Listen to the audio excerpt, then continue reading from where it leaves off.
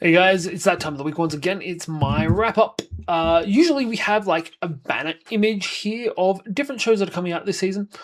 I can't find a single one of them that has more than one show that I'm actually watching this season. So we're going straight into our shows. This is, hang on, we need the actual names. The Villager of Level 999. And it's an interesting concept. It's villagers are meant to be the lowest class of people. And because of this, people just overlook them. Usually they cap out at like level 5, but this guy has managed to push himself all the way to level basically 1,000. We're going to say 1,000 just for the sake of simplicity. I don't know if he can get to 1,000 though. Maybe that'll be a whole point later on. But when he does this, it turns out that not only has he fought all of the beasts in his area, he's also apparently fought the Demon King, because who would have seen that coming?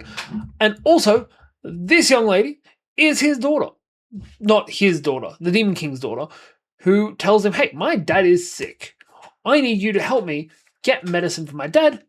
We'll take it to him, make sure he gets better. During the process of this, the town that they're in gets attacked by dragons with demons on them, I believe. Also, demons attract monsters. And it's a whole weird thing that, hey, the demons are also kind of like people in this, but they have an inherent thing about their biology that attracts monsters, and because of this, people are scared of them. Because we can't have things attracting monsters living with us, otherwise, hey, we're gonna die. But all this being said, dude's a top bloke. He's going to help her. Sorry, still getting my directions right on this camera. He's going to help her get to her dad and give him a paramecia and make sure he's all better. And yeah, demons can keep on demoning. Hopefully, I'm assuming this show is going to be one of those where coming together and working out how demons and humans can get along. Either that or it's going to turn out that humans are the bad guys, because those are the two ways that these shows usually go. I'm hoping for the first, though. In our number 4 slot, we have Rich Girl Caretaker. And I love this show. This show is literally, hey, dude picks up her class passport thing. I don't know what they call it, but picks it up to give it back to her. And as he goes to do so, she gets kidnapped. But because he's watching the kidnapping happening, they're like, hey, let's throw him in the van too. When they get there, she basically decides he's comfy enough to be asleep around and be chill with, even though, kidnapping. And he ends up giving her back her class, let's call it her card, and she hits the panic button on it. Lo and behold, security shows up because the school she goes to is like the top echelon where all of the people want to send their kids. And now she's being taken back home with him. During this, we also found out that his parents are absolute garbage because they're gamblers who found out that he'd been saving up enough money to take to be able to take himself to a prestigious school, and they found his bank book, ran off with it, took all his money, which sucks. But this is all great for them because now he has nowhere to stay. He has no reason to say no because she needs a new caretaker, because apparently she's really stressful on the caretakers. In public, she is the prim and proper, most polite lady, but the moment she gets a chance to, bleh. She is a blob of a human that just doesn't want to do anything. And it stressed out her last caretaker. She went and had an ulcer because of the stress, which, mind you, I'm pretty sure she was also still meant to be a teenager. And now he's getting free accommodation, food. I think it's 20,000 yen a day, which is approximately $200, at the very least 200 Australian. And he also gets to go to this prestigious school. Because, hey, you can't help her if you're not with her all the time. But it's great because during the process of this, the maid that takes care of her threatened to cut it off if he ever tries to touch her. And her dad, when he broaching the same topic, was like, hey, if you do this, if you touch her, I know, you're going to cut it off. No, I'm just going to murder you. I'm going to have you unalived on the street because he's rich and powerful enough to get it done. But yeah, that's number 4 for the week. Number 3 for the week is Grow Up Show Sunflower Circus. I'm pretty sure that's the full name of it. Yes. This is a show about a girl that got traumatized growing up in a circus because her dad used to make her go through all of the routines with him. He, mind you, best circus performer in the world.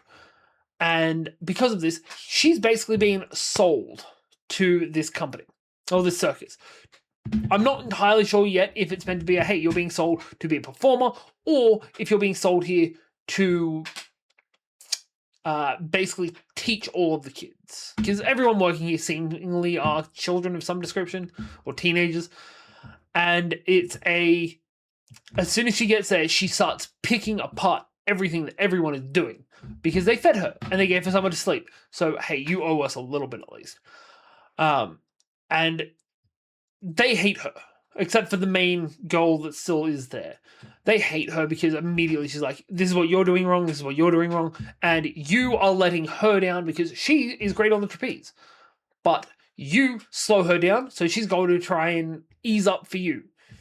And now she feels like she's flying because, hey, that's what happens when you have a good partner there to catch your ass. This is just going to be a fun slice of life show. These 3 were all our 8s. Everything past this is 8.1 or 8.2, which means it's another tick up. Like the Heavy Knight knows how to game the system. This is an isekai where the guy for the first 18 years of his life doesn't realize he's been isekai'd.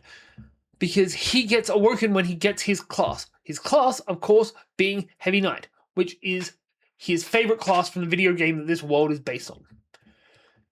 Which, that seems like a pretty generic starting point for the show. But this show is incredibly animated. Its art style reminds me of The Lord of Mysteries. The character... Look at these characters. Sorry, that way. Look at these characters. I love... I got a soft spot in my heart for clown girls. Look at that clown girl. Fucking mint.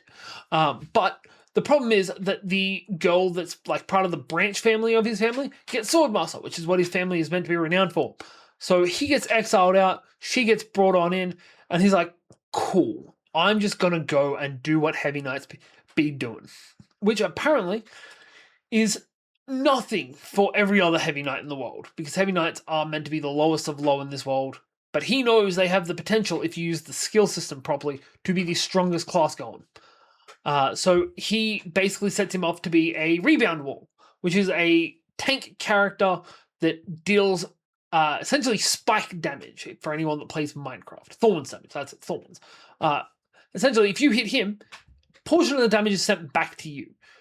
And that portion is not percentage-based, it's whatever his defense is sent back to you. So he's running around, heavy armor, shield, high as hell defense, sending whatever his defense is back to you, and then taking all of the buffs that increase his defense.